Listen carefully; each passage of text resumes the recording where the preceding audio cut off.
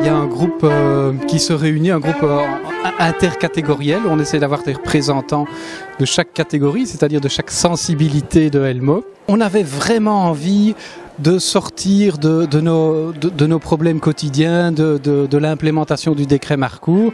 Et donc on s'est dit, mais pourquoi simplement sommes-nous là? Quel est le sens de ce que nous faisons? Et à partir de là, en cherchant un peu autour de nous dans le réseau, l'idée d'inviter Luc Carton s'est imposée.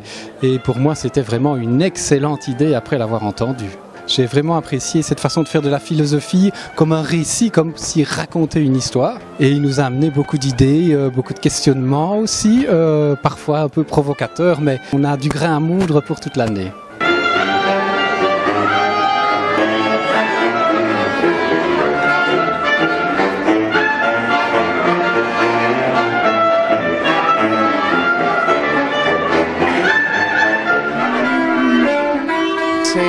Un défi et un honneur. Je ne suis pas un chercheur spécialisé sur la question. Je n'ai plus travaillé la question de l'école depuis 20 ou 25 ans. Et donc, je me suis dit que j'avais des choses à conquérir pour moi là-dedans. Et donc, du plaisir à trouver, à construire aujourd'hui ma vision du sens de l'école. Alors que par ailleurs, je travaille sur la culture essentiellement, mais dans une approche très large.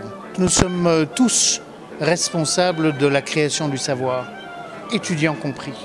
Et donc je sentais physiquement la salle en très très grande écoute.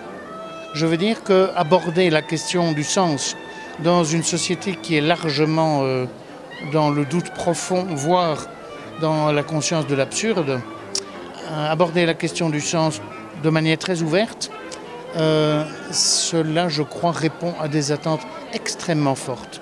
Oui, je crois que le regroupement des différentes disciplines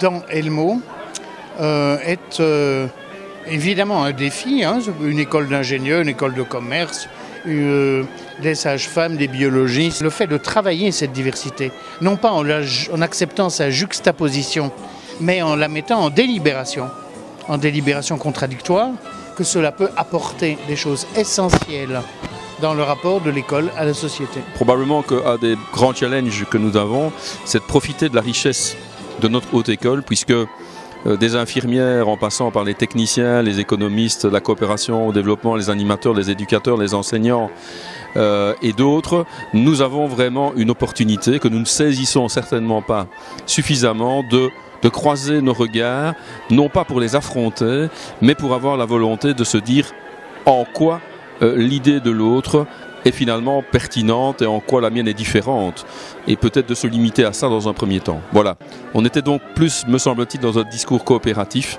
qu'un discours d'opposition, ce qui me semble être intéressant pour le métier que nous faisons tous les jours.